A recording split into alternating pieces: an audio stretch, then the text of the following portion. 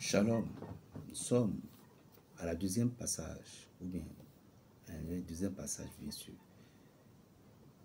Alors, laisse-moi te dire, pour réussir dans l'année prochaine, j'aimerais que tu t'assoies et que tu fasses une examen de conscience. Ne suive pas les prêtres, ne suive pas les pasteurs qui disent que de n'importe quoi. Les pasteurs qui utilisent des Bibles magnétisées. Et ce qu'ils prêchaient, c'est l'esprit-là qui vous enferme dans leur cargo. Sors de là. Ouvre ton esprit. Prends une rencontre avec ton Dieu. Fais un examen de conscience de ta vie générale, de cette vie que tu as dû promener, que tu as dû utiliser durant les 12 mois-ci.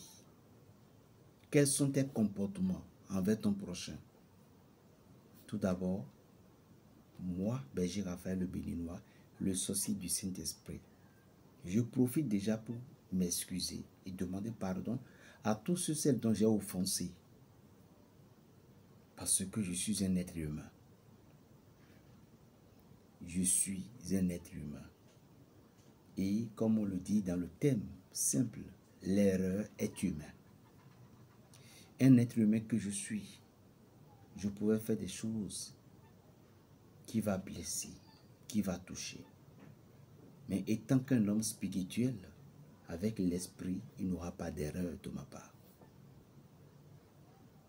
Et si quelqu'un m'a offensé aussi, je demande à Dieu, au fond de mon cœur, que mon esprit le pardonne et qu'il me pardonne également. C'est de ça que nous avons besoin. Qu'est-ce que tu as compris de l'année 2024? Le chiffre 4 là, combien de personnes il a enterré? 2 plus 4, ça fait 6, que nous nommons parfois le chiffre 666. Le 4 qui représente le monde et le 2 aussi qui représente le ciel et la terre. Le couple parfait. Seulement ceux qui ont la chance, qui ont pu être sauvés, mais ceux qui n'ont pas la chance ne sont plus. Que la paix soit sur les armes de celles qui sont partis avant nous. Et que la paix soit aussi avec nous, celles qui sont aujourd'hui. Mais ce que j'ai à vous demander, c'est une examen de conscience. Je sais que les rituels seront pleins. Quels sont les rituels que je vais faire la fin d'année pour sortir de ci, marcher, machin. Tous les rituels, la première des choses que tu vas faire, c'est toi. C'est un examen de conscience que tu dois prendre. Tu dois regarder au fond de toi. Tu dois faire une analyse sur ton destin, tout tes parcours.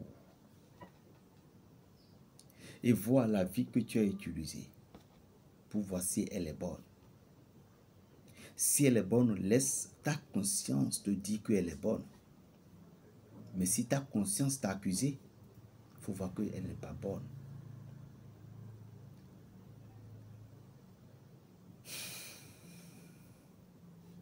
Le malheur ne chape jamais à celui qui l'a créé. Pour te dire encore, ne sois pas content ni heureux lorsque vous voyez votre frère, votre soeur, telle personne est dans les moments pires, dans les moments difficiles. Ne pensez pas dans votre tête. Oh, je vous ai dit ici, non. Tout le monde va l'abandonner. Tout le monde va l'oublier. Jamais. Vous savez pourquoi? La farine d'igname qui est versée par terre, du gari qui est versé par terre, on va ramasser, mais il va rester. Que le malheur de notre frère, de notre soeur, de nos amis ne nous fasse jamais la joie. Puisque chacun a son destin à effet faste. Et lorsque le moment de ce destin est sonné, lorsque le moment de ces difficultés sont là, il doit vivre comme Jésus. Il doit les subir comme apôtre Jacques. Il doit les subir comme Jean. Et dans les difficultés, ne pensons pas que le Seigneur est éloigné de nous. Mais tout ce que j'ai à dire à mon confrère, Moi, je ne suis pas un prêtre ni un pasteur. Moi, je suis un berger dans la spiritualité. Je suis dans les niveaux des plantes et des prières. C'est ça mon objectif. Je n'ai pas une église, j'ai seulement un lieu de prière. Mais nous n'apprenons pas ce que j'ai à vous donner comme du conseil. Si tu ne changes pas tes caractères sales, si tu ne changes pas tes médiocrités, ta haine que tu portais envers ton frère qui t'a rien fait, la haine parce que tu as entendu ou bien j'ai appris. Rester dans cette condition, dans ce contexte est grave. Tu as entendu, tu as appris. C'est différent. C'est différent que tu as vu et tu as vécu. Et au cours de toutes ces choses, ton frère, ta soeur, ta maman, tu les as rancunés. Tu as bloqué tout le monde. À qui tu fais mal, tu crois. À qui tu fais mal, tu penses. Tu fais du mal à toi-même. Nous ne pouvons pas être enfants de Dieu et en même temps des gens de haine et de rancune. Et je vais profiter aussi pour dire quelque chose avec respect, très pertinent à mes frères, certains pasteurs et les musulmans qui font des débats sur la divinité du Christ. Mais j'ai fini par comprendre que dans la parole spirituelle de Dieu, ça devient des buzz. On fait ça juste pour pouvoir, on connaît la vérité, mais on ne veut pas le dire, mais quand même on va. Je vous ai dit que Jésus-Christ de Nazareth, ne blaguez pas avec ce monsieur. Ne blaguez pas avec lui. Il est le Saint des Saints. Il est omniscient, omniprésent, omnipotent, omni, toujours lui. Et en dehors de lui, il n'y a pas d'autre. Et il n'en croit pas. Il ne peut plus avoir d'autre. Il est le seul et l'unique, le vrai Dieu et le vrai homme. Mais Jésus déteste quelque chose. Quand il n'y avait pas de l'amour du prochain, il déteste. C'est honte pour nous les hommes. C'est honte pour nous les enfants de Dieu que nous prenons le nom de Jésus et on devient riche.